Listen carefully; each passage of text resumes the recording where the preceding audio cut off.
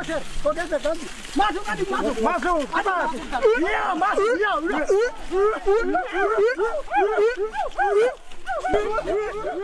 Kayu besi rawa sepanjang 17 meter ini disiapkan untuk membuat salib.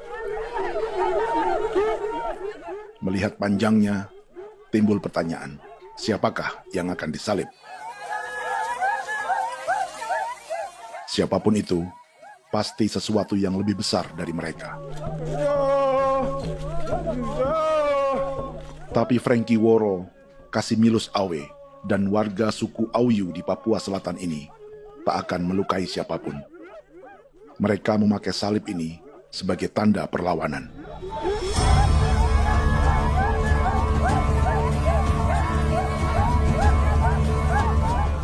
Yang mereka lawan memang lebih besar, yaitu pemerintah Republik Indonesia. Pemerintah sedang mengincar 2,5 juta hektar hutan orang Papua untuk proyek tanaman industri pangan dan energi.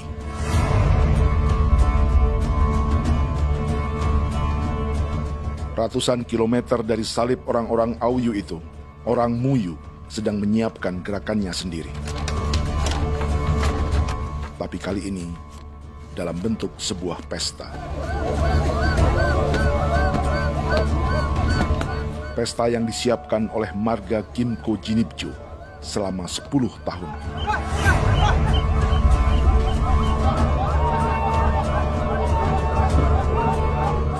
Sosok di marga ini adalah Willem Kimco, orang asli Papua yang tak punya kartu identitas kewarganegaraan manapun.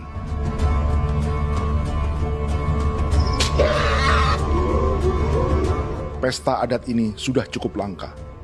Tak hanya di Papua, bahkan di kawasan Pasifik dan peradaban Melanesia. Awalnya bayarnya kalau pernah. Internet ada kau dekade bipnuka, dan jitana ya kati kau pernah beranipo. Kau memang ambil kau kuning. Ada gagasan dan gerakan sosial di balik pesta orang-orang Muyu ini. Sama dengan gerakan salib merah yang dimulai orang-orang Auyu. Salib ini akan menjadi yang terbesar dari 1.800 salib merah yang telah ditancapkan berbagai suku di Papua Selatan dalam 10 tahun terakhir.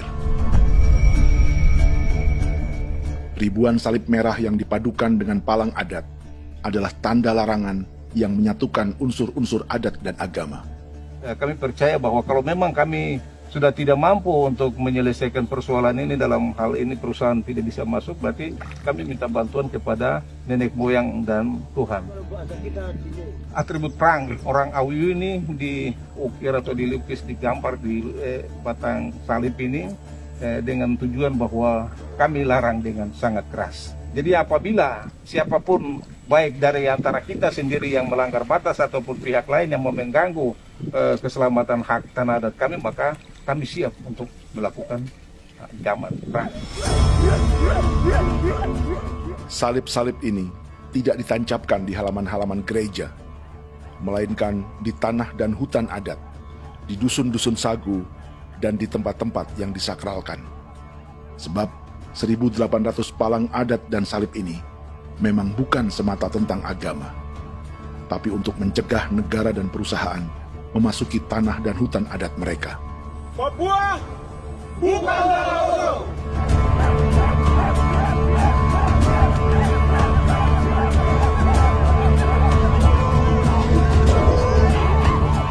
Di zaman TikTok ini, kami ingin menceritakan semua ini lewat film yang pendek.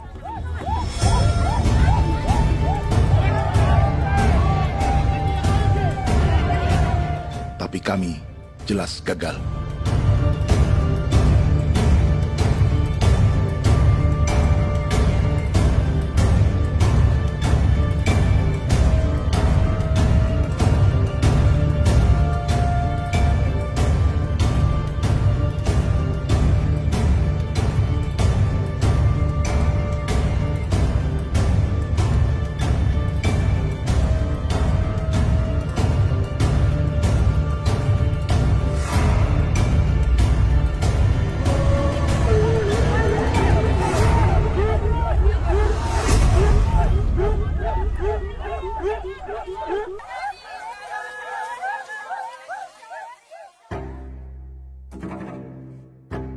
Di planet ini, ada 5 pemilik hutan hujan tropis terluas yang tersisa. Kongo di Afrika, Brazil, Peru, Bolivia, dan Indonesia.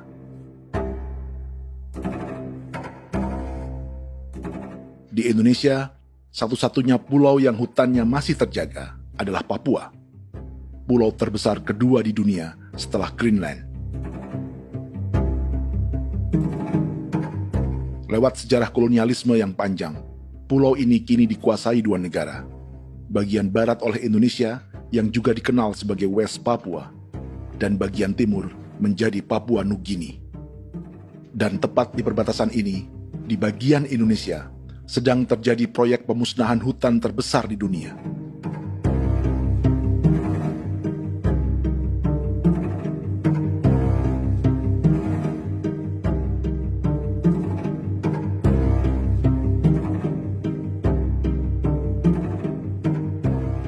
Pemerintah Indonesia sedang membuka lebih dari 2,5 juta hektar hutan untuk sawit, tebu, padi, dan peternakan. Ini disebut proyek strategis nasional untuk lumbung pangan dan energi yang jadi ambisi 3 presiden. Bagian terbesar direncanakan untuk mencetak sawah seluas 1,3 juta hektar. Lalu bagian lain akan ditanami tebu seluas 560.000 hektar untuk gula dan bioetanol. Setiap liter bensin di Indonesia akan dicampur bioetanol 10% atau E10. Ada 10 perusahaan di proyek ini, dan semuanya dimiliki oleh 1 keluarga saja. Berikutnya, ada areal sawit seluas 400.000 hektar untuk biodiesel. Targetnya mencampur 50% solar dengan minyak sawit atau B50. Dan terakhir, pemerintah akan membuka peternakan seluas 380.000 hektar. Jadi, apa yang salah dengan proyek pangan dan energi ini? 5 orang Papua dalam film ini akan menjawabnya.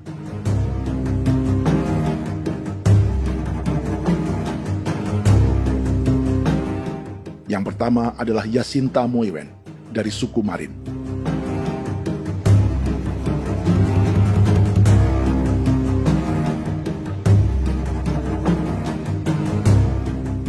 Yasinta dan warga di distrik Ilwayap di Merauke sudah menjadi korban. Hutan dan rawa sebagai sumber pangan dan ekonominya telah dihancurkan. Jalan sepanjang 135 km sedang dibuat, dan di kiri kanannya akan dicetak 1 juta hektar sawah. Mereka sulit menolak atau melawan. Salib sudah digeser, masih datang lagi dengan senjatanya mereka nih. Karena proyek ini juga dijaga tentara. Macam-macam senjatanya.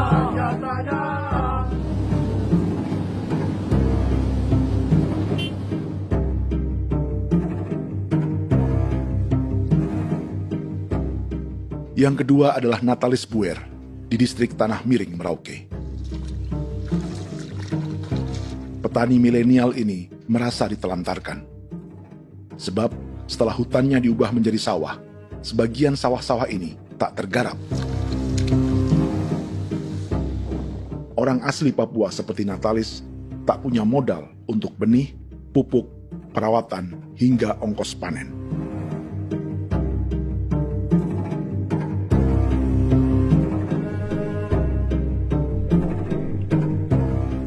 Orang ketiga adalah Vincent Kuipalo dari suku Yenan di distrik Jagebob, Merauke. Vincent dan suku Ye sedang menjadi korban. Hutan adat orang-orang Ye sedang dihancurkan untuk perkebunan tebu dan bioetanol. Tanah mereka juga diincar untuk markas-markas militer, pasukan yang akan menjaga proyek pangan dan energi ini.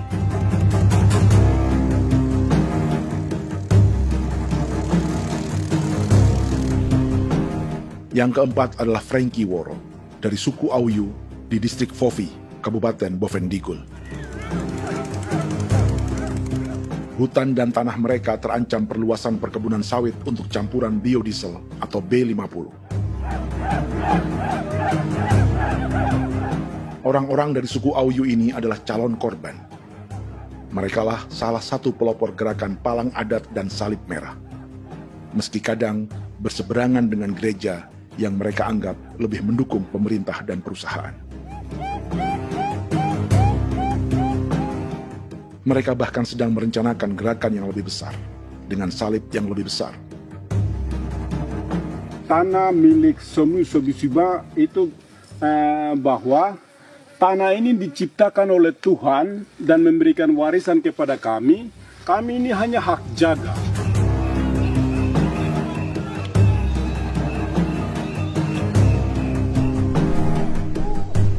Sosok kelima adalah Willem Kimco dari suku Muyu di Bovendigul. Tokoh adat dari Muyu ini hidup di garis belakang proyek negara, sehingga belum menjadi korban. Tapi mereka sedang bersiap menghadapi segala kemungkinan. Tinggal di belantara dan perbatasan membuat sebagian mereka tak punya status kewarganegaraan. Tapi mereka telah hidup jauh sebelum ada Indonesia atau Papua Nugini.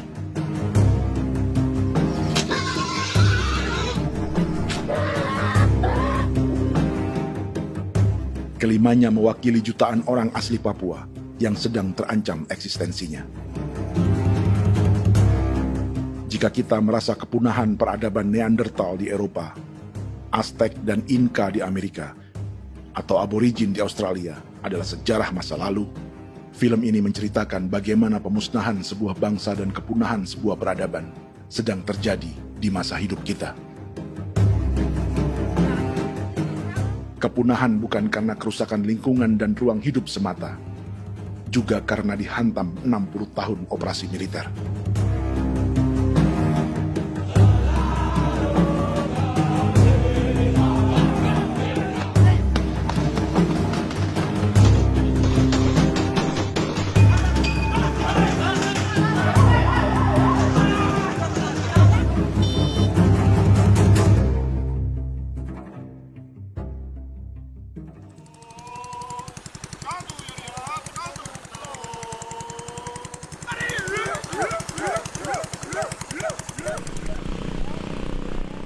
Frankie Woro dan orang-orang Auyu sedang berburu.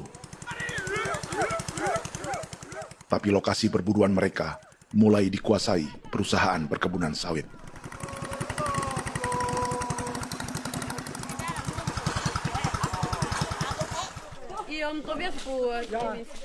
Kita akan menuju arah ke Inabusu. Di sana kami akan masuk di wilayah konsesi perusahaan PT Indo Asiana Lestari, dan di situ ya ada survei-survei mereka yang mereka pernah lakukan, tapi juga kami ada lakukan tanda-tanda saksi di sana.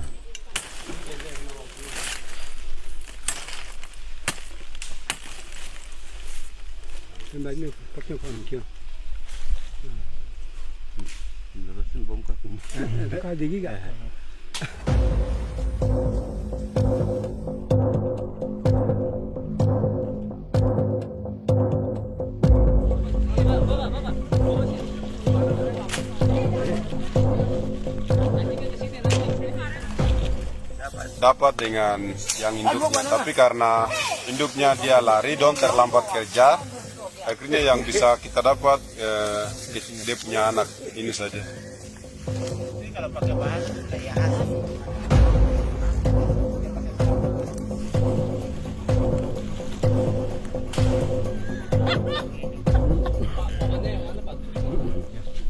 pohon ini pohon bitanggur, dia punya kayu ini kita biasa gunakan untuk kerja perahu, dan juga kulit depu getanya itu kita pakai untuk kerja ini, panah-panah ini lem, jadikan lem ini, panah-panah.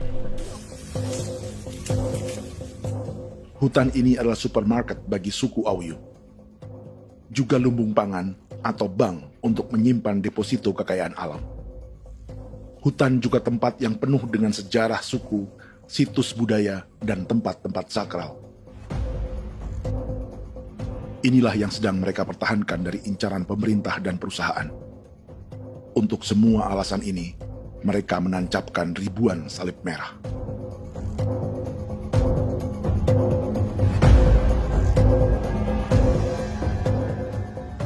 Tapi dari kampung, warga suku Auyu memberi kabar pada Frankie tentang intimidasi oleh aparat negara agar mereka melepas tanah ke perusahaan sawit dan berhenti memasang palang adat dan salib merah. Ada beberapa titik yang saya sudah siap, tetapi di sini emergensi dari saya, terutama di Kampung Sokangon, PT Damai Timber. Dia mengganggu saya dengan menggunakan kekerasan maupun pihak hukum. Dan kemarin saya ada pernyataan penolakan secara resmi, tapi masih tetap dengan menggunakan pihak hukum untuk masuk, untuk harus dituntut saya untuk harus diterima perusahaan itu. Kita di situ ada 15 marga, tetapi 15 marga juga tidak setuju. Marga-marga siapa yang terima dan marga-marga mana saja yang menolak. Nanti kita lihat dari pertimbangan itu, dan di situ dan kita undang mereka untuk bicara dengan kami. Sebagai sosok yang aktif dalam gerakan, warga Auyu terus memberi informasi lapangan kepada Frankie yang tak selalu berada di kampungnya. Izin pernyataan yang mereka paksa saya untuk tanda tangan itu, tapi sementara saya tidak tanda tangan. Data semua ada di tangan saya. Ya. Baik, kalau gitu itu lebih bagus karena tanda tangan itu yang berbahaya. Iya. Tanda tangan itu yang lebih berbahaya karena sekarang ini modern dan canggih, dan itu yang mereka biasa pakai untuk tipu muslihat. Mereka biasa pakai itu di tanda tangan itu. Betul. Dari Bambisa juga di Sofia dia masuk untuk memaksakan kami marga untuk harus menerima perusahaan itu. Tapi kemarin kami sudah menolak. Babinsa nama bosku. Babinsa di sini nama bosku. Itu yang sekarang strategi militer yang sekarang mereka pakai. Jadi yang penting masyarakat itu yang benar-benar mau menolak siap dukung ketua marga siapa yang nanti tampil. Ini adalah peta konsesi sawit untuk biodiesel dalam proyek strategis nasional. Dan di distrik Fofi inilah, orang-orang Auyu hidup dari sungai dan hutan. Tapi Frankie di Bovendigul masih lebih beruntung. Setidaknya dibandingkan Yasinta Moyen di Merauke yang sudah kehilangan hutan dan rawanya.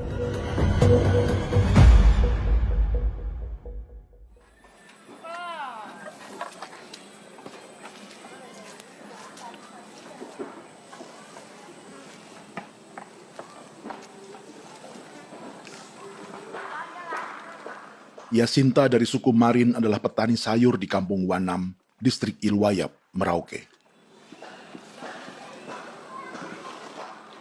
Memanfaatkan lahan yang ada, ia berkebun dan menjual hasilnya ke pasar kampung. Ini ekonomi warga di Wanam untuk menghasilkan uang, lalu memberi barang kebutuhan yang tak bisa mereka produksi sendiri. Tapi kehidupan sebenarnya ditopang oleh ekosistem hutan dan rawa. Inilah sumber pangan utama dan peradaban mereka.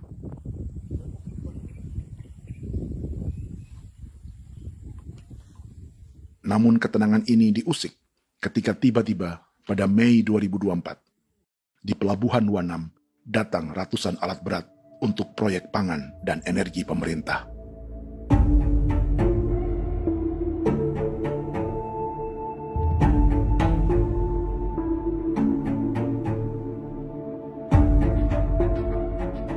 Kami masyarakat setempat kami tidak tahu.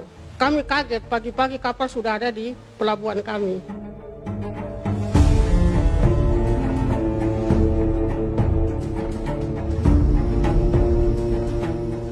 Yasinta Moywen atau Enrika Gebze dan warga lainnya tak pernah diajak bicara atau dimintai pendapat.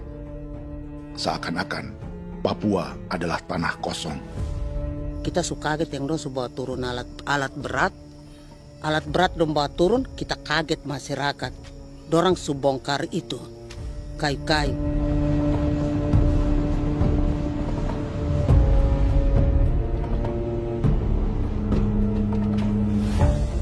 Bersamaan dengan alat-alat berat itu, juga berdatangan tentara Indonesia untuk mengawal proyek pembukaan hutan milik Jacinta.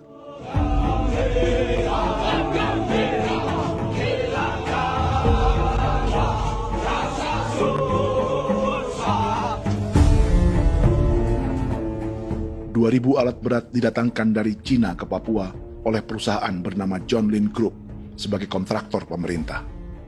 Ini disebut sebagai pesanan eskavator terbesar di dunia dengan nilai 4 triliun rupiah. Misinya membuka hutan dan rawa milik orang Marin, salah satunya untuk membangun jalan sepanjang 135 km. Sementara di kiri kanannya akan dicetak sawah yang ditargetkan seluas 1,3 juta hektar. Jalan berupa garis lurus ini bukan rute tradisional ekonomi masyarakat.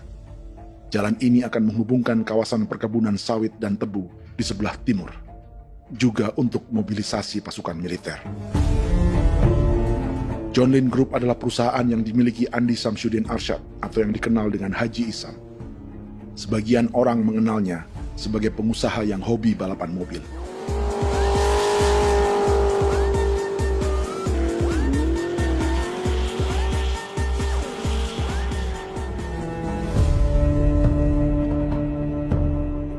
Tapi di Kalimantan, ia berbisnis batu bara, perkebunan sawit, pengolahan karet, penerbangan, perkapalan, dan biodiesel.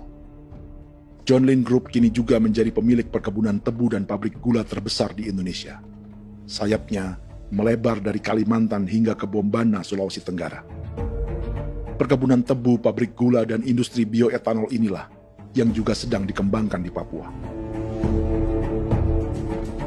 Foto ini adalah momen ketika Isam bersama kerabatnya, Menteri Pertanian Amran Sulaiman dan Menteri Pertahanan Syafri Samsudin meluncurkan program biodiesel atau B50 di Kalimantan Selatan. B50 artinya setiap 1 liter solar, 50%-nya akan dicampur minyak sawit. Perusahaannya, PT John Lin Agroraya, menjadi salah satu pemainnya.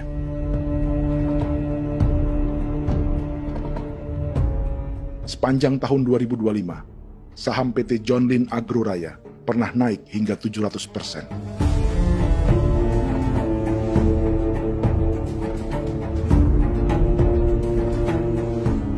Perusahaan sawitnya yang lain, PT Pradiksi Gunatama, sahamnya bahkan pernah naik 4.000% hanya dalam 1 tahun. Dari harga saham ini saja, nilai kekayaan keluarga Isam diperkirakan mencapai 100 triliun rupiah lebih, menjadikannya salah satu keluarga terkaya di Indonesia dan salah satu pemain penting industri bioenergi. Dan di Papua Selatan inilah sebagian sawit-sawit untuk mendukung program B50 akan ditanam. Inilah tanah orang-orang Wambon, Muyu, Marin, Yei, atau Auyu seperti Frankie Ward.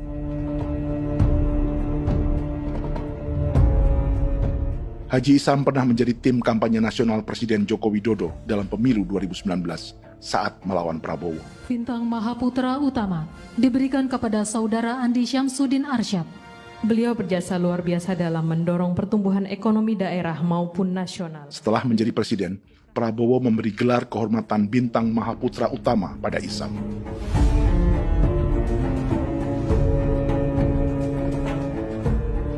Sejumlah menteri Prabowo, juga kerabat dan orang-orang yang pernah bekerja di perusahaan Isam.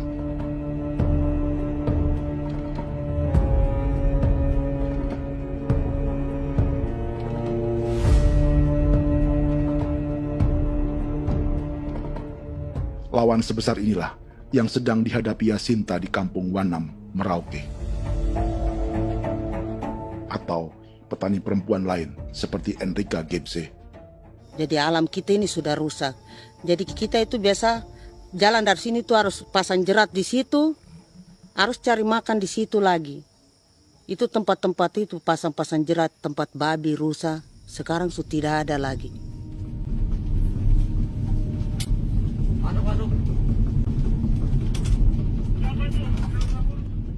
Rekaman ini memberi gambaran bagaimana Kasuari kehilangan rumah di bekas hutan dan rawa yang telah dibabat.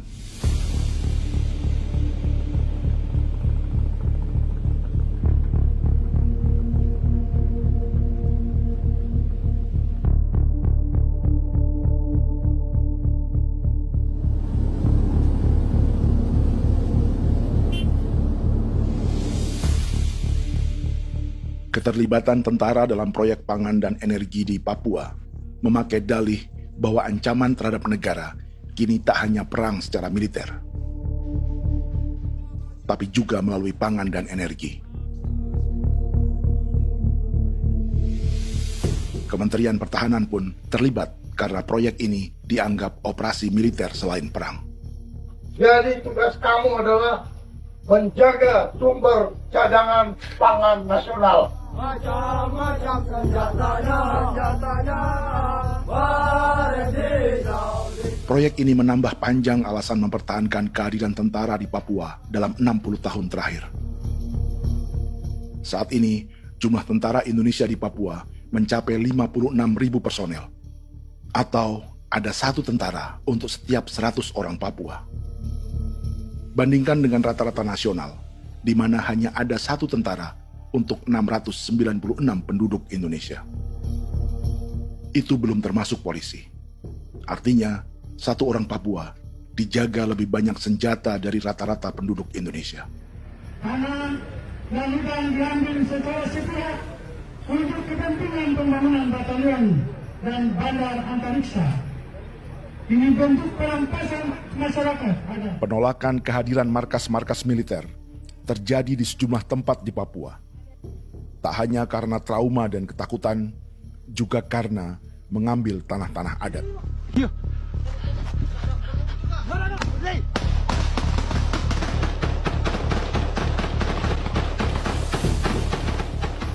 Salah satu alasan mengapa militer terus ditambah di Papua, karena masih ada perlawanan dari Organisasi Papua Merdeka atau OPM selama 50 tahun terakhir. Ayo. Tapi kekuatan militer OPM diperkirakan hanya 1.430 personel dan 360 pucuk senjata. Selebihnya, mereka menggunakan senjata tradisional.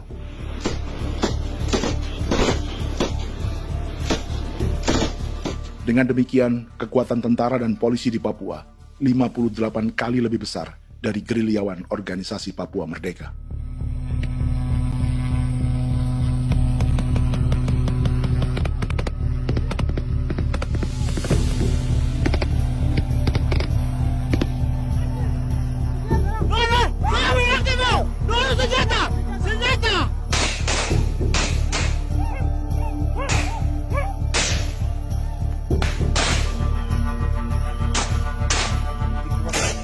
Sebagian tentara berada di garis depan pertempuran, tapi sebagian besar lainnya terlibat operasi non-tempur menjaga proyek pemerintah dan investor swasta.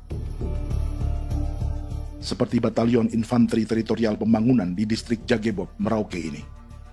Lokasinya bersebelahan dengan konsesi lahan tebu untuk gula dan bioetanol milik PT Murni Nusantara Mandiri. Baik perusahaan maupun markas militer, keduanya mengambil hutan milik suku Ye dari marga Kuipalo. Tapi orang datang tanam ini saja di sini, tanam papan nama ini. Victor Kuipalo menunjukkan apa yang terjadi. Jadi kita juga kaget ini.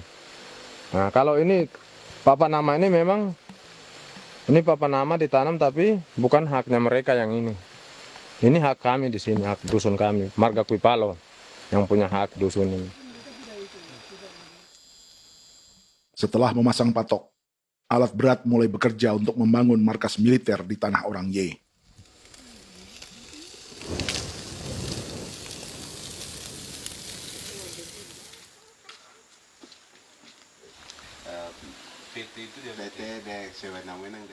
Kehadiran markas militer mengkhawatirkan warga yang pernah mengalami trauma. Takut kenapa? Kalau macam yang awal macam sekarang bu kampung hidup ini kan aman. Terus kenapa harus didirikan korem di sini? Bukankah dengan adanya Korem semakin aman ada tentara di sini? Kalau untuk kampung kayaknya tidak bisa aman kalau ada tentara, paling masyarakat dipukul itu ini. Kalau kampung hidup begini malah saya sejahtera dan saya punya masyarakat. Apa pernah ada pengalaman buruk sebelumnya dengan tentara di daerah sini? Ada yang cerita waktu pos-pos di sini tuh di 13, 12 itu zaman katanya Patimura.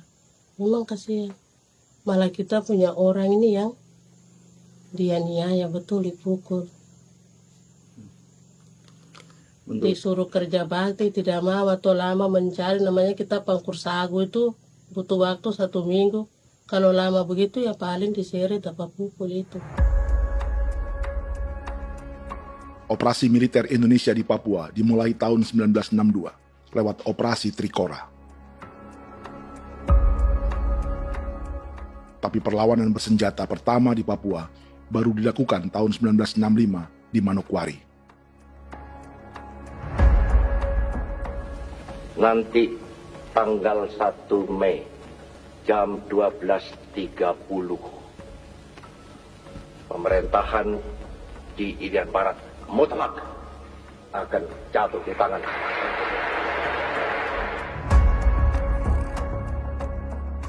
Sejak itu, selama 60 tahun, operasi militer untuk menaklukkan Papua terus dilakukan. Salah satu operasi militer paling berdarah adalah Operasi Wibawa untuk memenangkan Indonesia dalam jajak pendapat tahun 1969. 643 orang tewas di Paniai. Lalu disusul 4.146 korban tewas antara tahun 1977 hingga 1978.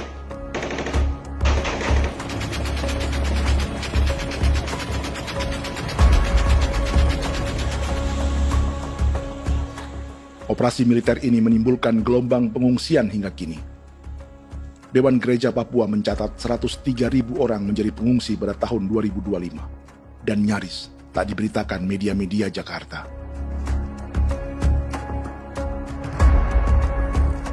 Jumlah pengungsi terbesar tercatat di Nduga yang mencapai 20.000 jiwa. Banyak di antaranya yang sedang hamil, seperti Jubiana, salah satu pengungsi Nduga. O tagarik mesikagi be muguruk berselari di namen wane gosel bigari me egirik menene an nimbo mesle bok selar nene wam dak yak lek prak de oi gore bangal no so ndak lo ko yo nandam yanet ndang no yat de nanen di ko nerwa membri wal marwa egirik menene wa tri ngel no semana o ngal siya kaya ber kumbit nyak masala ore na me wo gosuluk ri namen wani go semane kuman nak wani wani ndemo go ndak misri namen bre go lo go nak no semana ne be minit waru da kana bi ni dige war de mino pragit de laina bulan maret april yana mana kantan barak na lire na bam ne Jubiana lalu menamai anaknya Pengungsi Kogoya. Selain Jubiana, juga ada Emma dari Maibrat yang melahirkan di hutan. Sampai di kampung gini, katanya bilang ada tentara yang bangun jembatan. Saya capek itu juga pun masih tahan. Kembali lagi ke hutan lagi. Itu sampai sejatuh di tengah jalan. Orang sampai kebanting di kayu semuanya. Berasa sakit begitu. Melengkapnya tuh Domika Serli, pengungsi Wako. Masyarakat sipil dari kampung Aitrem sementara mengungsi karena kampungnya sementara dikuasai oleh TNI Polri. Seratusan ribu pengungsi di Papua saat ini jauh melampaui jumlah yang mengungsi ke Papua Nugini tahun 1984, yaitu 10.000 orang karena menghindari operasi militer.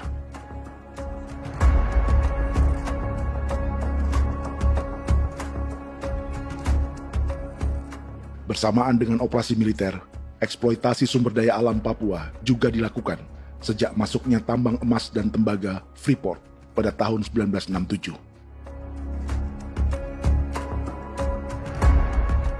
Disusul perkebunan sawit awal tahun 1980-an. Lalu ada perburuan buaya untuk diambil kulitnya. Sebelumnya, ada eksploitasi gas alam di Teluk Bintuni, pencarian besar-besaran kayu gaharu, atau pembukaan hutan tanaman industri. Ini belum termasuk perburuan dan perdagangan ikan arwana di selatan Papua, penebangan kayu merbau dari hutan-hutan Jayapura, emas di Blok Wabu Intan Jaya, bahkan nikel di pulau-pulau kecil Raja Ampat. Dan kini, dalam skala yang belum pernah terjadi dalam sejarah, Papua dipaksa mencetak sawah, tebu untuk bioetanol, dan sawit untuk biodiesel.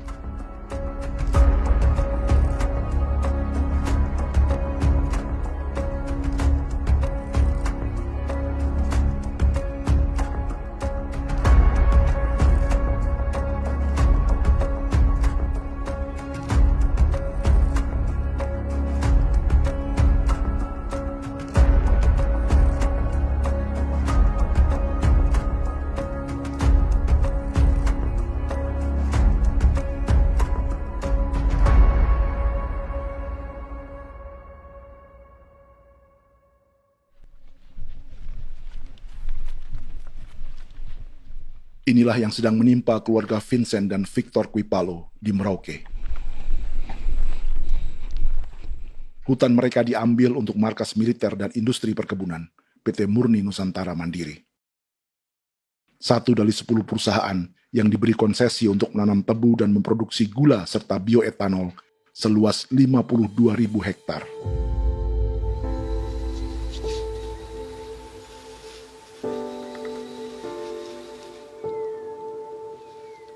Perusahaan ini dianggap mengambil hutan dan tanah orang-orang Ye, terutama marga Kuipalo, yang memiliki hak adat terhadap 2.300 hektar hutan.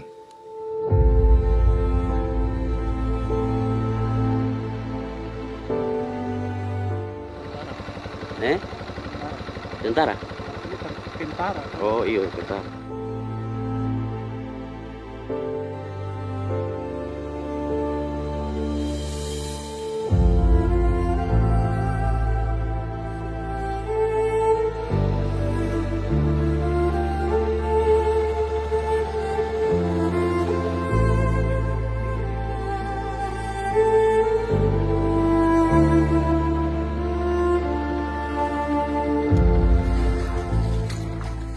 Keluarga Kuipalo sedang melihat apakah perusahaan semakin mengancam tanah mereka. Dan kekhawatiran itu terbukti. Iya, makanya tadi saya bilang ini dari sini saja dekat ini sudah masuk di dalam ujung lapang ini. Ini hutan, yang ini hutan yang dorong ada bongkar sekarang ini. Ini sudah punya alat sudah dekat ini. Dekat sekali ini. Ini sini. Nacau, kelapa itu yang jalan lama, jalan setapak ini. Dari udara, terlihat alat-alat berat semakin mendekati tanah orang-orang Ye, marga Kuipalo.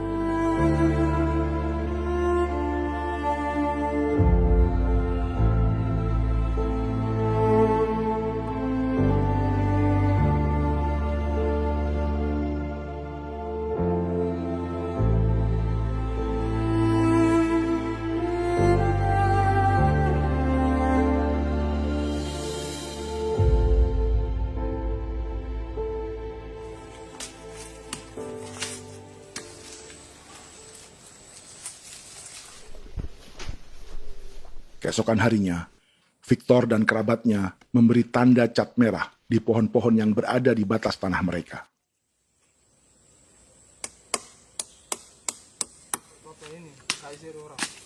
Tapi tanda peringatan adat ini tak diindahkan perusahaan.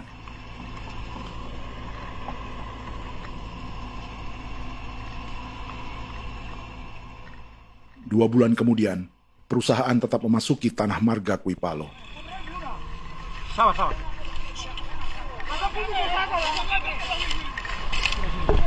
manusia, kau lihat. Tapi tidak sakit hati sekali saya katakan tadi. Ini sama baik kalau tidak berubah lagi. Kami juga punya tangan, hanya beda rambut. Misteri itu juga. Wah, buka. Tidak.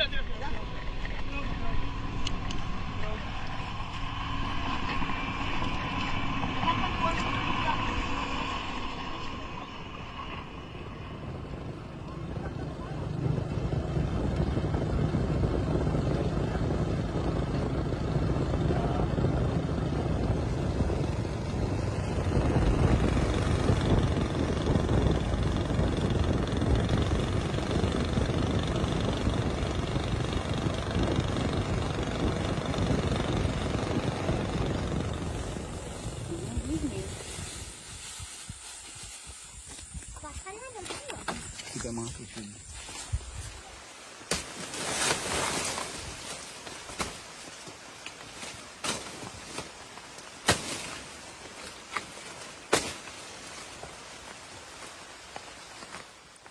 Jadi ya untuk itu seperti saya katakan tadi, apakah lebih baik kita tidak usah ada kah atau bagaimana, kita pisahkan, pisahkan dari negara ini kah? Jangankan tuh, saya kemarin bicara sama Daniel, datang sama saya dengan persoalan Kodam ini. Saya bilang, Pak Daniel, kalau lebih baik saya ngungsi ke Papua Nugini. Dia bilang, aduh Bapak jangan begitu. Ya memang, kalau tidak bisa menghargai kami, lebih baik pilihan yang itu yang saya memilih. Lebih baik saya pindah dari sini. Saya mengungsi ke Papua Nugini, di negara tetangga. Masih di laut. Apa? Ada ini. Tapi saya bilang sama Kapolsek, Pak, Agustus ini, 17 Agustus saya tidak kasih naik bendera merah putih. Saya bendera ada, nanti saya taruh di meja. Bendera saya ada. Karena saya punya pikiran percuma kita ini merasa bahwa kita hidup di bawah naungan merah putih. Ternyata merah putih tidak lindungi kami. Tidak anggap kami sebagai kami rakyatnya. Dia lambang negara. Dan kami menghargai lambang negara itu. Ternyata lambang negara ini, kita bernaung di bawah lambang negara ini, kita tidak dilindungi. Hak kita tidak dihargai.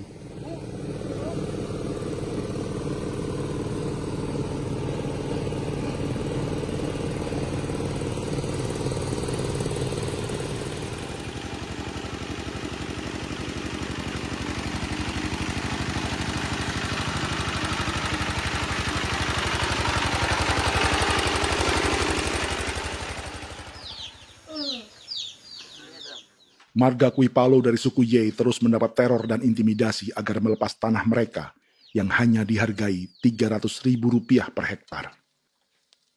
Tapi mereka tidak berjualan tanah. Makanya mama itu tidak suka untuk lepas tanah. Untuk apa? Baru di dalam hutan itu ada obat-obat tradisi. Kalau macam ada sayur juga, kita ambil sayur yang dia tumbuh sendiri. Jadi kita ini mau kemana, kalau itu sudah digusur, ya habis. Kita ini jadi penonton. Jangan sampai kita ini duduk minta di jalan. Jadi kita tidak mau seperti itu. Makanya tanah itu kita tidak melepas. Tapi mungkin orang lain tuh dia senang saja. Lebih baik saya pegang uang merah dulu. Saya bisa beli-beli itu ini. Nanti datang uang sudah habis, gembel, mau cari kemana lagi, hutan sudah habis, mau makan ikan di mana, kali sudah hancur. Seperti Yasinta di Wanam, suara dan gerakan kaum perempuan Papua sangat nyaring dan tak bisa diabaikan. Saya sebagai perempuan tolak untuk perusahaan masuk di sini. Karena kalau saya terima anak-anak saya mau dikemanakan, mau tinggal di mana. Apapun yang terjadi saya tetap tolak. Demi tanah ini saya akan berjuang, demi saya punya anak-anak. Yang katanya mengutamakan anak Papua, nyatanya yang kerja kebanyakan ya orang-orang Jawa. Dan sendiri orang Jawa, tapi bukan mau bicara yang tidak-tidak. Memang kenyataannya seperti orang-orang Papua itu diterbelakangkan, kurang diutamakan, gitu.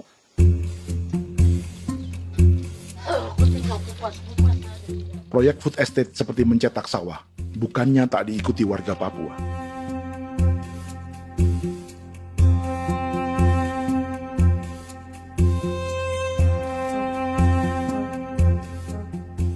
Salah satunya Natalis Buer di distrik Tanah Miring, Merauke.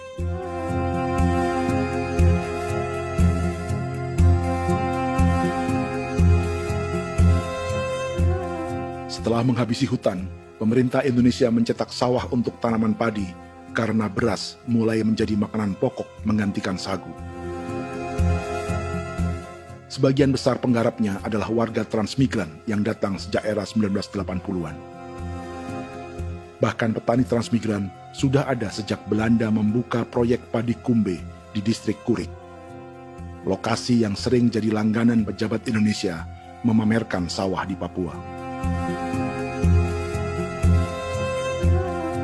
Tapi Natalis juga ingin belajar menanam padi atau bersawah. Namun ia kesulitan karena dibutuhkan modal untuk benih, pupuk, hingga pemeliharaan dan panen. Lalu sawah-sawah ini pun mulai dikuasai pendatang.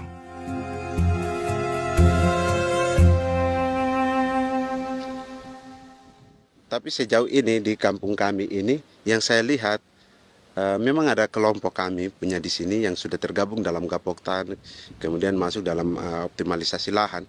Tapi baru saya anak asli yang punya lahan di sini.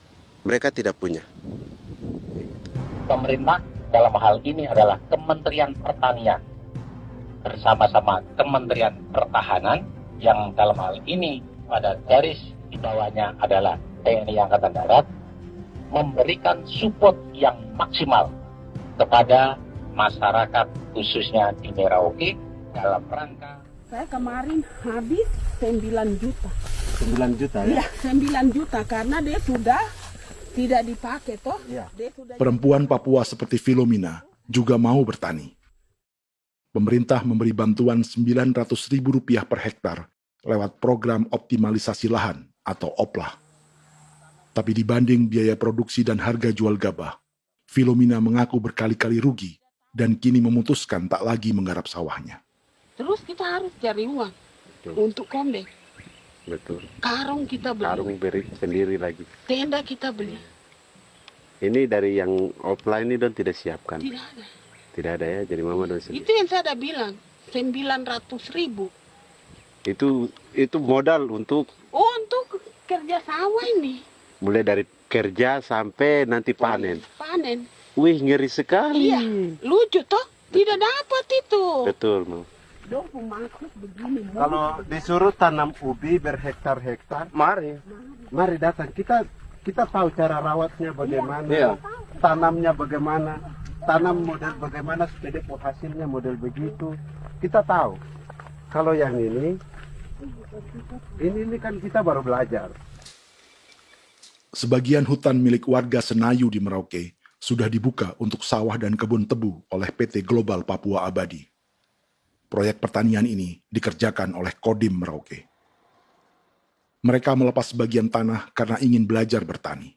Saya punya nenek moyang tidak ajar saya tanam padi. Tapi saya mau berubah. Generasi saya yang berikut ini besok lusa tidak bisa makan pisang, sagu. Namun program optimalisasi lahan yang dijanjikan dengan berbagai bantuan tak dirasakan Filomena.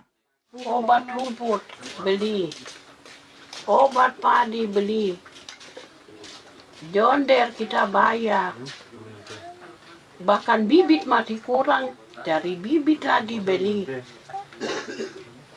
Jadi saya memang kalau program pemerintah saya sama sekali saya tidak suka. Baku tipu saya.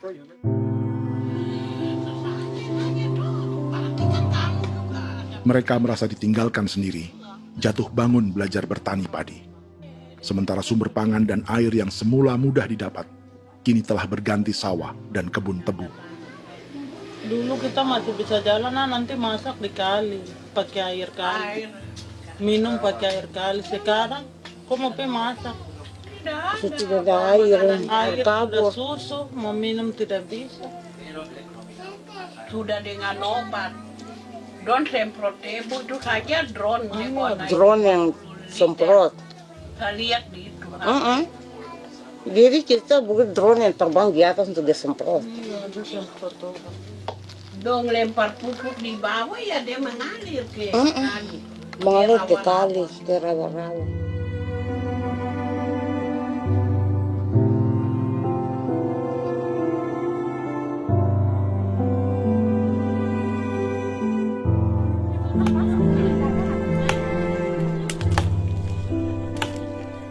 Seperti pertanian sawah bagi orang Bali atau Toraja, Bagi orang Auyu dan suku-suku lainnya di Papua Selatan, sagu juga bukan semata tentang pangan.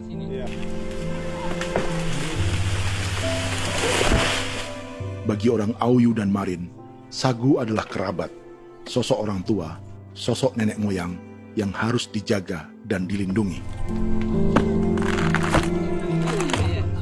Lagi bikin apa mama ini mama? Pakai toko itu sagu.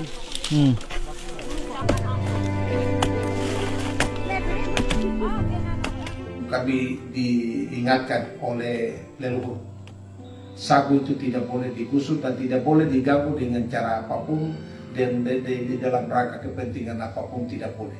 Kamu harus bela, bahkan sampai nyawa pun harus menjadi taruhan demi membela keselamatan penggerakan sagu di atas tanah ini.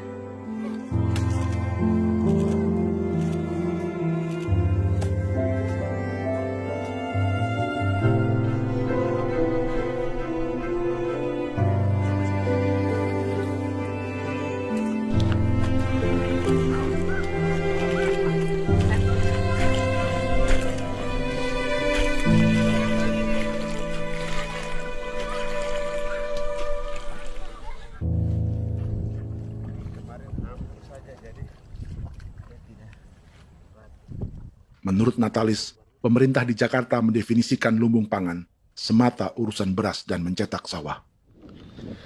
Sebenarnya orang Papua itu bukan tidak bisa bertani. Kami tanam ubi itu bagian dari pertanian. Nah, pertanian yang dimaksud oleh pemerintah itu harusnya selalu itu kalau bisa pemerintah harus spesifikkan pertanian apa yang dimaksud, pertanian tanam padi atau pertanian tanam ubi, petasan dan lain-lain. Ini yang harus dispesifikkan dulu. Begitu, sehingga tidak menjustifikasi kami orang asli Marin bahwa kami tidak bisa bertani. Bukan. Kami buka kebun besar-besar di sana, bahkan bermeter-meter, ratus-ratus meter pakai sekop, bukan pakai ekskavator, tapi ini pakai skop. Itu pertanian, begitu. Bagi Natalis, alih-alih memaksimalkan sawah-sawah yang sudah ada untuk petani Papua, pemerintah selalu membuka hutan baru, seperti dikerjakan perusahaan John Lynn Group dan melibatkan tentara. Padahal, sejarah keterlibatan militer dalam proyek food estate atau cetak sawah adalah sejarah kegagalan yang bertubi-tubi 4 presiden selama 30 tahun terakhir.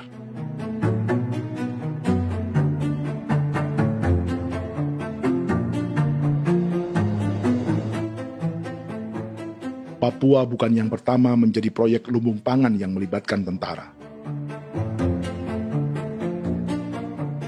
Kalimantan telah menjadi korban 30 tahun sebelumnya.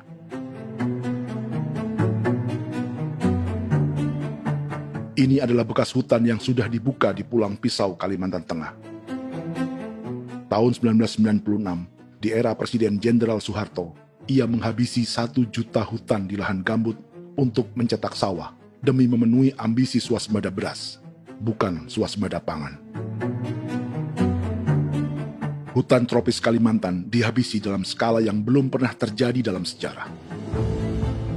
Di bawah rezim militeristik, tak ada yang berani melawan keinginan Soeharto, termasuk orang Dayak seperti Kuneng. Nggak bisa dihalangi itu. Nggak boleh dihalangi. Ya kalau ada kata-kata aja menghalangi, sudah kita diseret kayak kepolisian dulu. Atau bisa langsung di PKI-kan. Iya, di PKI-kan gitulah. Jadi kita tuh nggak berani apa-apa dulu tuh. Ya. Apa maunya aja.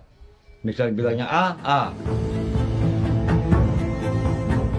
Setahun setelah pengundulan hutan skala besar itu, tahun 1997, untuk pertama kalinya Kalimantan mengalami kebakaran lahan dan kabut asap terbesar dalam sejarah.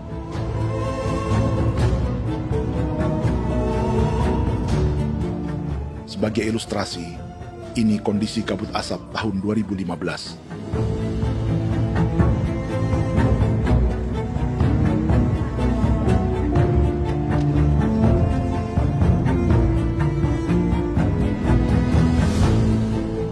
Proyek 1 juta hektar sawah Jenderal Soeharto itu gagal.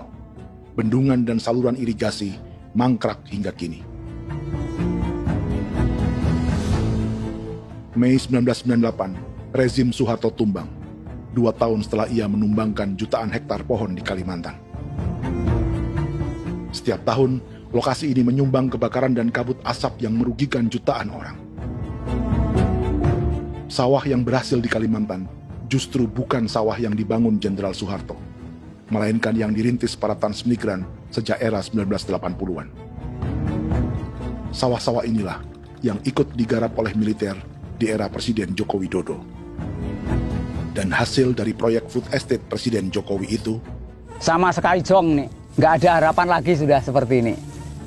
Tapi Jokowi terus memperluas area food estate hingga 16.000 hektar. Presiden Jokowi juga menyerahkan urusan lumbung pangan ini kepada Prabowo yang saat itu menjadi Menteri Pertahanan.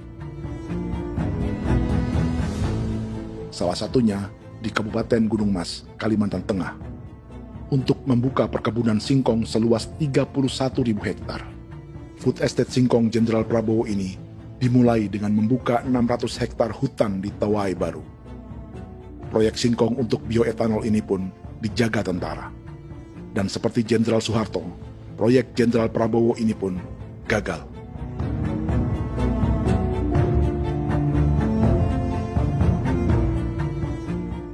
Dengan reputasi ini, Joko Widodo dan Prabowo justru sedang membuka 2,5 juta hektar di Papua.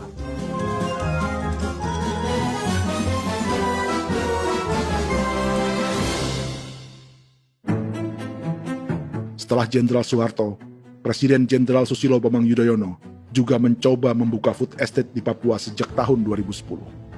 Namanya Merauke Integrated Food and Energy Estate atau MIFE. Proyek ini juga gagal. Lalu di lokasi yang sama, Jokowi berusaha meneruskan dengan proyek mencetak sawah 1,2 juta hektar yang juga gagal.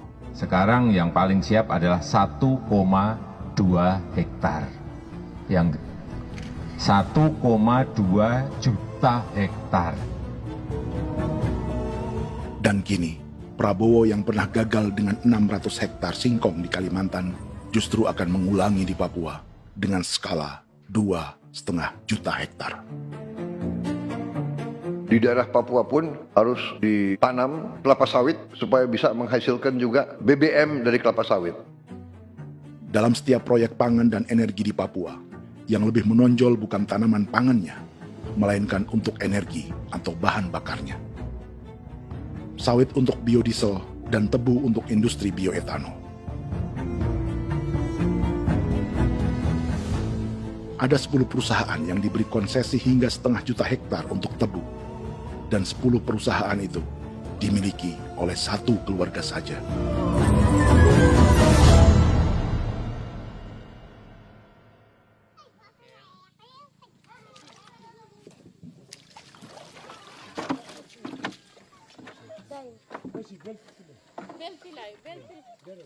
Para perempuan Auyu di Bovendigul akan berangkat memancing. Priska Beni membantu menyiapkan perahu.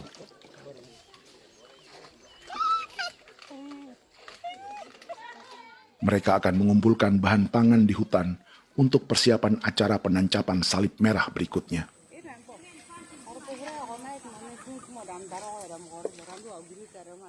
Priska sudah mengambil posisi memancing.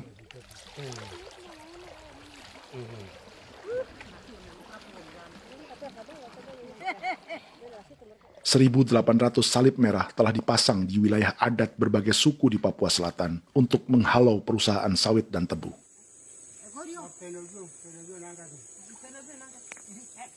Maria Tebung yang paling muda datang membawa hasil.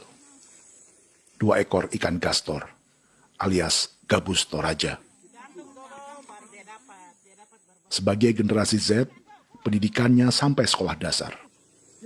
Di perusahaan perkebunan seperti sawit atau tebu, ijazah SD hanya bisa menjadi buruh kasar. Tapi ia tak tertarik. Karena kita hidup itu dari alam, kita pancing, juga di darat, bawa anjing, terus bikin pagar sagu, dapat babi, bawa baru kita makan. Jadi kita tidak mau perusahaan masuk. Sementara Priska Beni masih mencari peruntungan.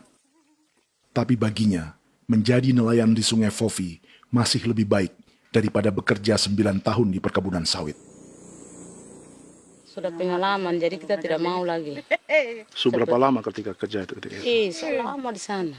9 tahun di sana. 9 tahun? Saya baru pulang dari perusahaan. Selama 9 tahun kerja di sawit, bisa punya rumah kah? Atau Tidak. motor kah? Tidak. Johnson kah? Tidak. Cuma makan saja. Pendapatan juga kan tidak lebih. Habis dimakan.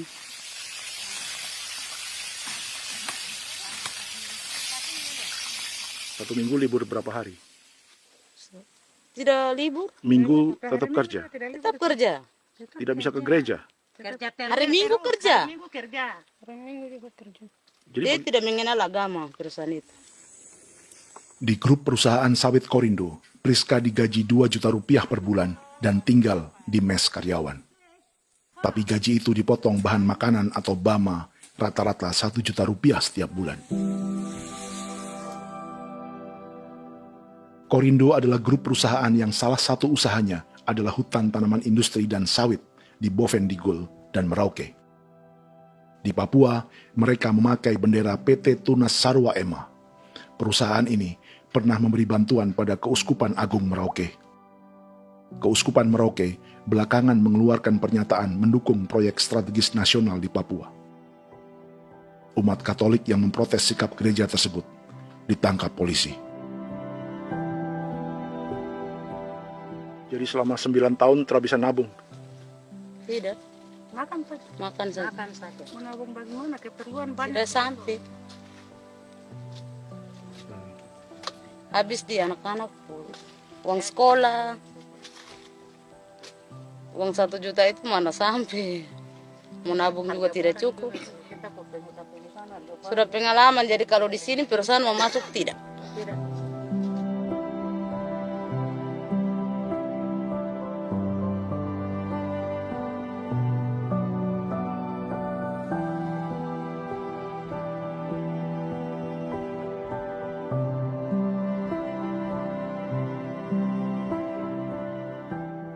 Dan menu makan siang seperti ini agaknya sulit bagi buruh sawit atau tebu yang digaji 2 juta rupiah per bulan. Generasi Z seperti Maria Tebung atau generasi milenial seperti Priska Beni punya matematika ekonominya sendiri.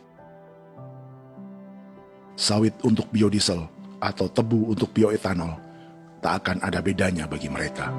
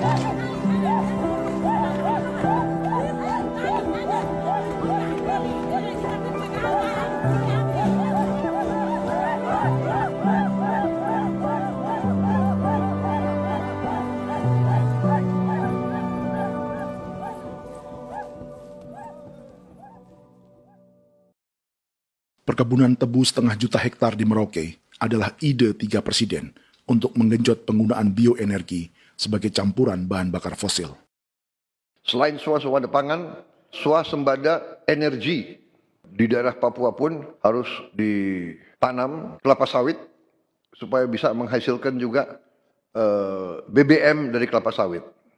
Juga tebu menghasilkan etanol. Singkong, kasava juga untuk menghasilkan etanol. Bioetanol adalah bahan bakar nabati atau tumbuhan yang dapat dicampur dengan bensin. Sama dengan program biodiesel yang mencampur solar dengan minyak sawit.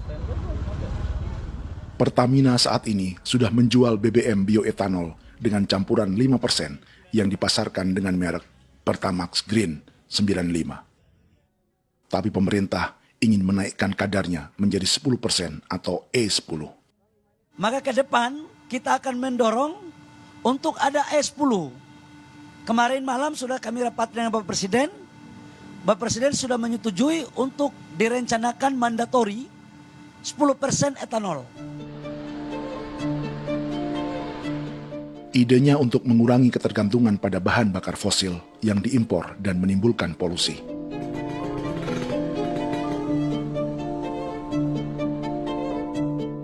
Tapi bioetanol bukannya tak mengorbankan lingkungan, hutan, rawa, dan manusia. Karena program E10 membutuhkan 7,3 miliar liter bioetanol, maka lahan yang dibuka untuk menanam tebu bisa mencapai 1,3 juta hektar. Sementara saat ini, luas perkebunan tebu di Indonesia hanya 500 sampai 600 ribu hektar. Artinya, butuh lahan baru hingga 800 ribu hektar untuk menanam tebu. Dan 500 ribu hektar diantaranya sedang dibuka di Papua. Hutan yang tadinya untuk menumbuhkan pangan berubah jadi tanaman untuk bahan bakar di jalanan.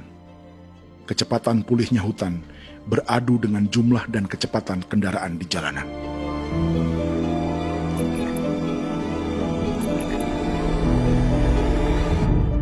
Dahaga terhadap energi tak pernah bisa dipuaskan. Setelah minyak sawit untuk biodiesel, dunia kini merambah singkong, jagung, dan tebu untuk bioetanol. Benua Amerika, Eropa, sebagian Afrika, hingga separuh Asia kini mulai memakai bioetanol sebagai campuran bahan bakar.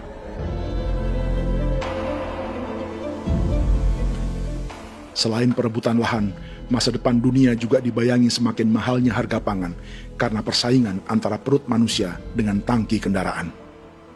Ini adalah lokasi perkebunan tebu dan bioetanol PT Murni Nusantara Mandiri yang mengancam tanah Vincent Quipalo dan orang-orang Ye di Merauke. Beberapa kilometer di selatan adalah PT Global Papua Abadi yang mengancam tanah orang-orang Muyu dan Marin. Dua perusahaan ini adalah bagian dari 10 perusahaan yang mendapat konsesi lahan untuk tebu dan bioetanol di Merauke. Batas konsesi mereka bahkan sama dengan batas negara Indonesia dengan Papua Nugini. Salah satu ciri bahwa peta konsesi ini dibuat di Jakarta dari atas meja. Sama seperti kolonial Inggris dan Belanda ketika mereka membagi Pulau Papua dengan garis lurus pada abad 19. Seakan Papua adalah tanah kosong.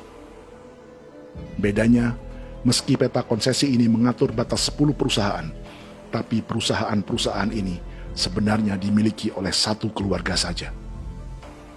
Ini nama 9 dari 10 perusahaan tebu dan bioetanol di Merauke, Papua. 99% saham mereka dimiliki sebuah perusahaan bernama PT Merauke Nusantara Manis.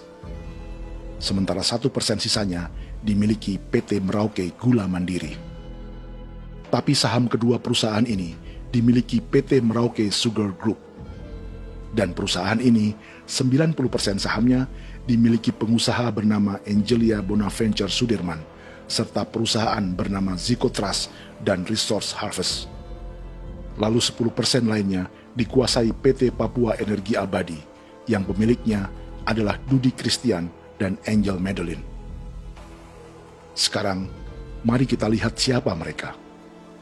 Angelia Sudirman adalah keponakan dari salah satu konglomerat sawit Indonesia, Martias Fangiono.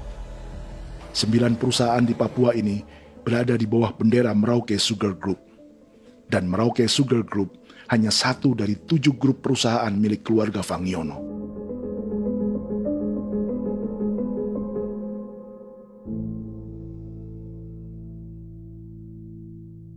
Ini Martias Fangiono. Seperti Haji Isam, Martias selama ini dikenal sebagai pengusaha sawit yang kini merambah bisnis tebu dan bioetanol. Ini momen saat penanaman perdana tebu di Merauke bersama Presiden Joko Widodo Juli 2024.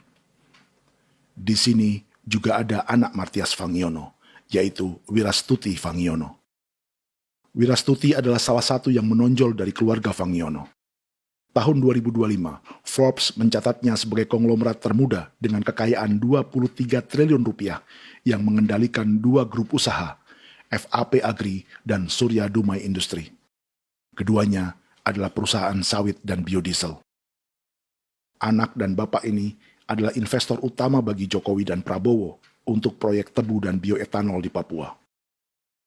Sementara yang ini adalah mertua Sitorus, pemilik raksasa agribisnis dunia, Wilmar International, yang juga memegang konsesi sawit di Papua lewat berbagai perusahaan. Tapi mertua kini memakai bendera baru, yaitu KPN Corporation atau Karunia Prima Nastari.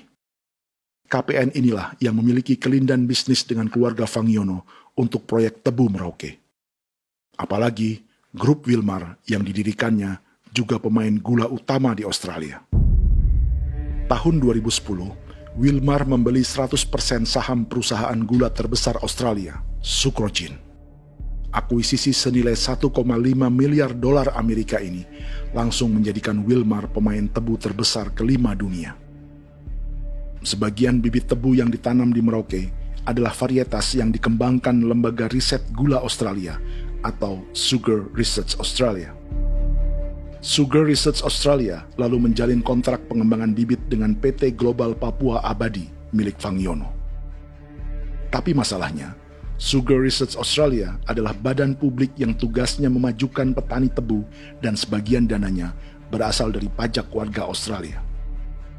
Itu artinya, warga Australia membiayai pengembangan bibit tebu untuk investor dan pemerintah Indonesia. Dokumen ini menunjukkan bahwa lembaga yang dibiayai warga Australia itu pernah memiliki kontrak penyediaan bibit dengan PT Global Papua Abadi milik keluarga Fangiono. Kontrak itu baru berakhir pada November 2024. Artinya, saat Presiden Jokowi dan keluarga Fangiono menanam bibit tebu pada Juli 2024 ini, kontrak itu masih berlaku. Nama lain dalam keluarga ini adalah Siliandra Fangiono, yang pada tahun 2024 dijuluki Raja Sawit Termuda dengan kekayaan 39 triliun rupiah dalam catatan Forbes. Ia mengendalikan grup First Resources. Secara umum, keluarga Fangiono memiliki 20 perusahaan di Sumatera, 32 perusahaan di Kalimantan, 1 di Jakarta, 2 di Singapura, dan 25 perusahaan di Papua. Di Papua, perusahaannya tersebar dari Sorong, Mapi, hingga Merauke. Para politikus dan pejabat Indonesia terus membesarkan konglomerasi, meski Martias Fangiono pernah divonis 1,5 tahun penjara karena kasus pembalakan liar dan kebun sawit ilegal tahun 2007. Sementara tahun 2022, Wilmar terlibat kasus korupsi ekspor minyak sawit dan divonis mengembalikan kerugian negara 11,8 triliun rupiah. Tumpukan uang ini disebut sebagai pembayaran dari grup Wilmar yang diterima secara simbolis oleh Presiden Prabowo pada Juni 2025 lalu. Tapi peran raksasa biodiesel dan bioetanol dunia ini belum akan surut di Indonesia. Bahkan sebaliknya. Sebuah dokumen presentasi bisnis dari Wilmar International Limited pada tahun 2010 ini bisa menjadi petunjuk. Presentasi ini bagian dari proses pembelian 100% saham raksasa tebu Australia, Sucrogin. Dalam presentasi ini, Wilmar mengaku ditawari konsesi lahan 200.000 hektar di Papua, atau dulu disebut Irian Jaya, untuk menanam tebu. Dengan penerbangan hanya 2,5 jam dari kantor Sucrogin di kota Townsville ke Merauke, Wilmar akan mengawinkan bisnis gula dan bioetanolnya menjadi pemain dunia. Dan lokasi yang diincar oleh Wilmar adalah distrik Ilwayap di Merauke, kampung halaman Yasinta Moiwen. Dan persis disinilah, 14 tahun kemudian, ribuan eskavator John Lynn Group milik Haji Isam mulai membuka hutan sebagai kontraktor pemerintah. Presentasi dan gagasan ini dibuat oleh Wilmar pada Juli tahun 2010. Sebulan kemudian, Agustus 2010, pemerintah Presiden Susilo Bambang Yudhoyono meluncurkan proyek Lumbung Pangan dan Energi Merauke atau Merauke Integrated Food and Energy Estate.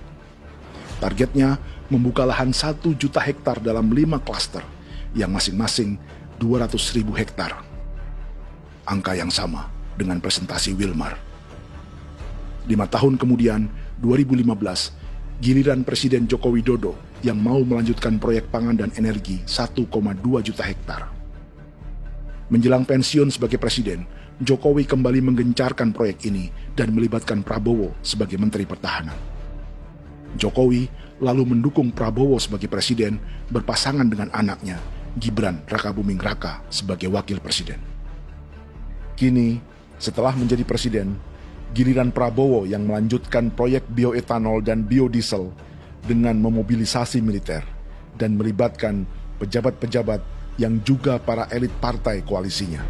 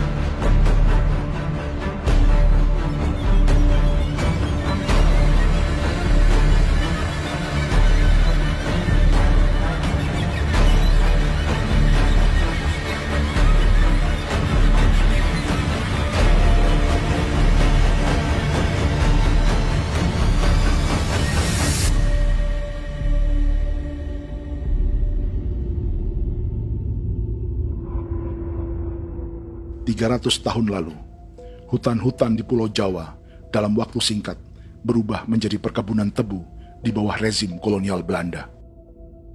Orang Jawa menjadi buruh dan petaninya dipaksa menanam tebu. Dari kolonialisme dan politik tanam paksa itu, Belanda memperkaya negara dan para investornya.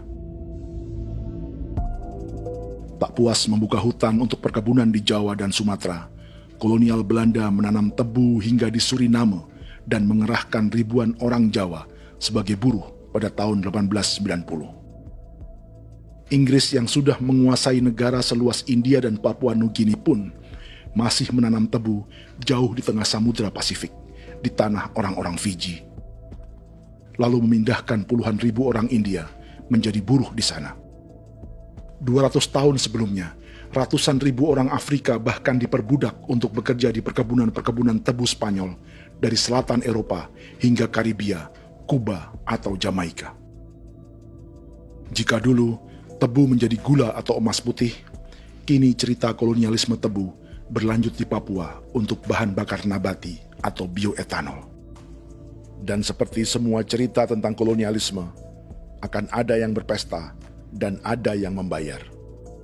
Dalam setiap cerita pesta kolonialisme, baik di Jawa, Karibia, atau di Papua, selalu melibatkan para elit lokal, dari pejabat, perwira, hingga agamawan. Tapi dalam setiap kolonialisme, juga selalu ada cerita tentang mereka yang mempertahankan diri dan melawan.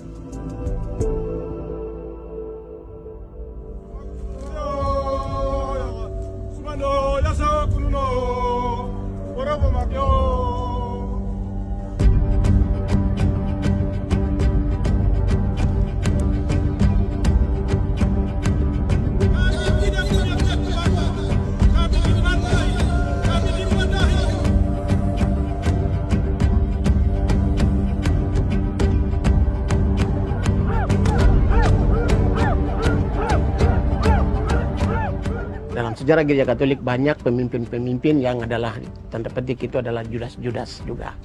Jadi itu sudah pasti karena itu adalah manusia. Nah, satu sisi sebagai manusia dalam perjalanan digoda, apalagi ada dalam posisi-posisi jabatan ya mungkin banyak tawaran-tawaran lain, lalu disitulah terjadi pergeseran keberpihakannya kepada misi gereja tadi itu untuk umat, untuk mereka yang tertindas.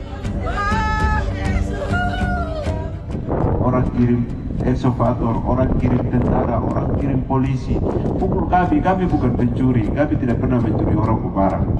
Kami tidak pernah menangis ke orang lain. Kami tidak pernah menangis ke kita bapak mama, kami menangis kepadamu.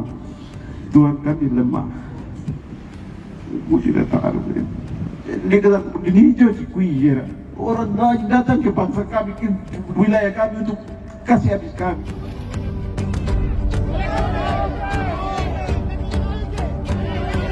Ya Hakimam Dehi, Ya Hakimam Dehi, Bono Ya Hadikul Dehi, Bono Ya Hadikul Dehi. Kita buat sasi seperti begini untuk menolak perusahaan apapun yang masuk di tanah kami. Kalau kita kasih, kita bikin rusak sekarang, kita punya generasi berikutnya mau dapat kemana. Jadi kita nyatakan sikap di sore hari ini, kami tolak. Apa yang dilakukan pemerintah untuk PSN adalah kejahatan. Pemerintah bagian dari kejahatan, aktor perusak dan pembunuh terhadap negara, terhadap alam, hutan, terhadap manusia. Jadi negara jadi aktor pembunuh. Jadi Pilatusnya siapa? Negara, pemerintah Jakarta ini. Tanah Wiu bukan kosong. Masyarakat adat kami masih ada. Perusahaan tolak. Biar asal.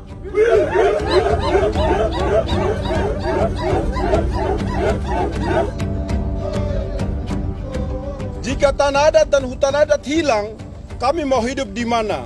Maka di sini saya mau bilang, negara jangan tipu-tipu kami lagi.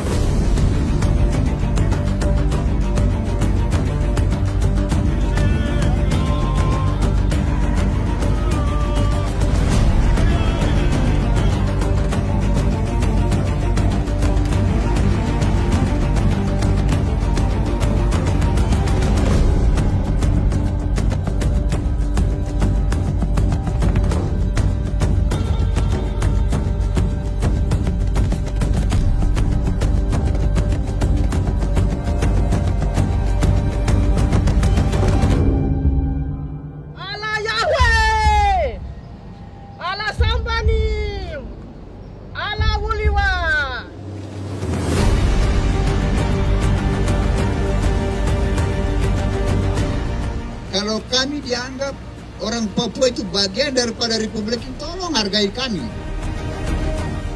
Dengan adanya PSN, PT John Group yang sudah menerobos tanah kami dan hutan kami, merusak alam kami. Itu yang kami datang ke Jakarta jauh-jauh dari Papua. Kami mau bersuara kepada Bapak Presiden Prabowo Subianto, di mana keadilan untuk masyarakat Papua. Tolong lihat masyarakat Papua yang sudah mati. Kami bersepakat menyatakan, 1. Gereja-gereja di Indonesia mendukung masyarakat adat yang menolak proyek strategis nasional di tanah Papua. 2. Gereja-gereja di Indonesia menolak militerisme dan otoritarianisme di Indonesia.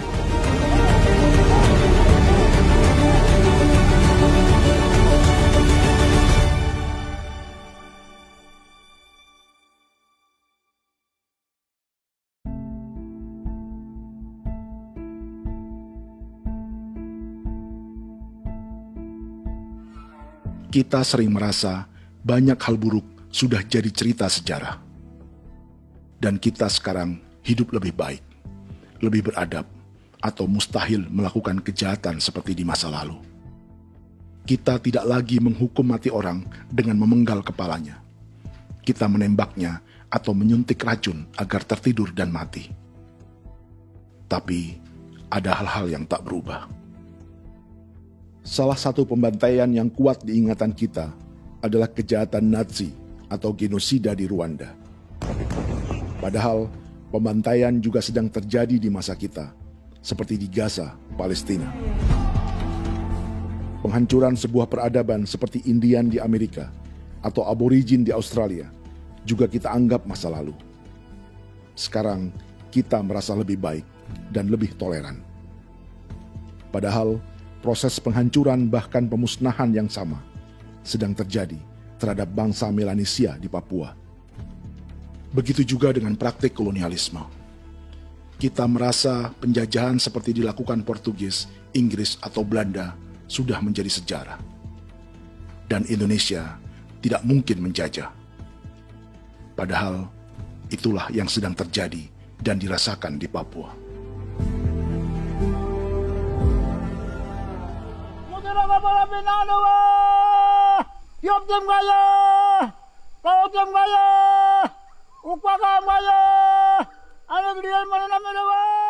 Jalannya sejarah ini disadari Willem Kimco di pedalaman Bovendigol, Papua. Hidup terpencil dan tak tersentuh urusan negara bukan berarti selalu aman.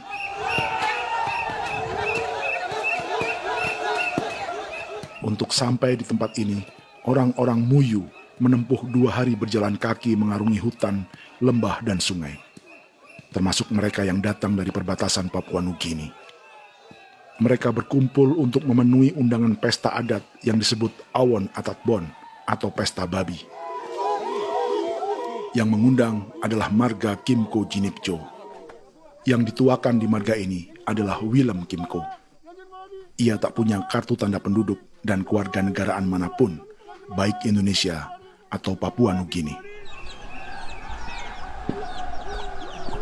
Tahun 1984, 10.000 orang Papua, terutama suku Muyu, mengungsi ke Papua Nugini untuk menghindari operasi militer Indonesia, termasuk Willem Kimco.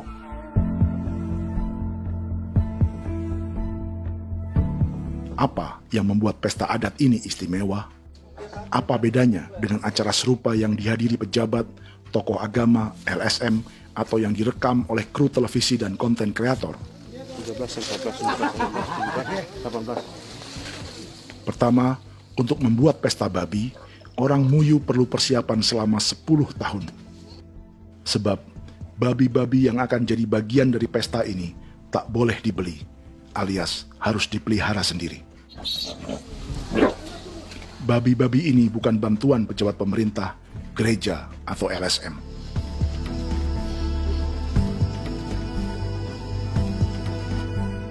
Yang kedua, babi-babi ini tidak dipelihara di kandang. Jadi punya nama babi ini kah? Harimau. Harimau? Harimau. Dia kulit dengan ini bulu di harimau, macam harimau begitu kan, kasih nama harimau. Setelah diberi nama, mereka dilepas liarkan di hutan sejak kecil. 10 tahun kemudian, jika tiba saatnya pesta, para pemburu akan mencari mereka di dalam 479 hektar hutan milik marga Kimco. Suku atau marga lain tak akan mencurinya di hutan, karena mereka sudah punya babi dan wilayah masing-masing. Itu artinya mereka harus tetap menjaga dan mempertahankan hutannya agar babi-babi bisa hidup. Demikian juga dengan lahan pangan mereka, yang menumbuhkan sagu, keladi, atau aneka sayuran.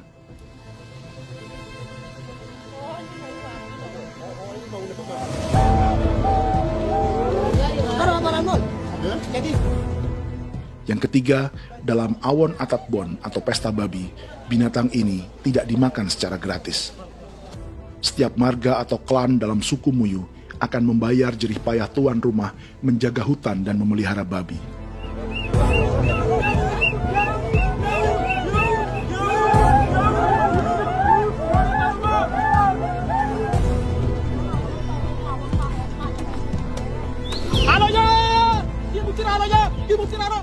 Ini seperti arisan untuk menjaga budaya dan lingkungan. Bagian dari budaya dan ekonomi timbal balik yang ditandai dengan siklus memberi dan menerima.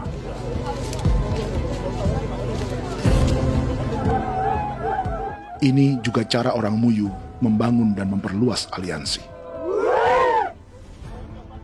Awon bet begul bet, ulan yau kando bet, atat bet anani, atat bet yang ligana ani, oh ado amten anani, menini tu ni jaga, kepo kemo ko di mana, kepo kemo mayat ni, kep tetek mo mayango, kep kani bet bini ke iftore ben, ni ben ni tu ni kadek me, oke, kepo nanti kutu kemo, kepo kepasar kutu orang ni. Kene man gini wane wanjo. Koko kati bolon ya bengo. Koko kuning bolon ya. Jika Willem Kimco dan marganya bisa menjaga hutan dan wilayahnya, marga lain ikut diuntungkan sebagai sebuah ekosistem. Demikian juga sebaliknya. Alasan keempat, mengapa pesta babi ini memiliki tempat khusus dalam peradaban orang Muyu, karena Willem Kimco khawatir peradaban mereka akan punah, menyusul ancaman terhadap ekosistem dan hutan. Setiap marga atau klan harus mengkonsolidasi diri dan membangun aliansi.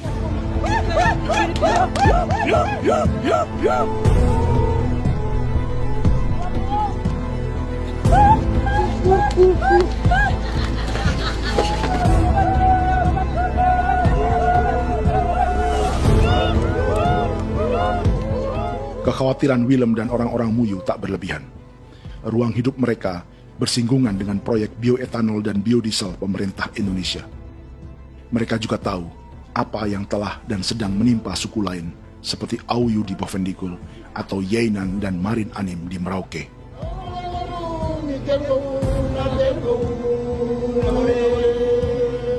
Jika suku-suku lain menggunakan palang adat dan salib merah sebagai gerakan perlawanan, orang-orang Muyu memakai pesta babi untuk mempersiapkan diri dan konsolidasi.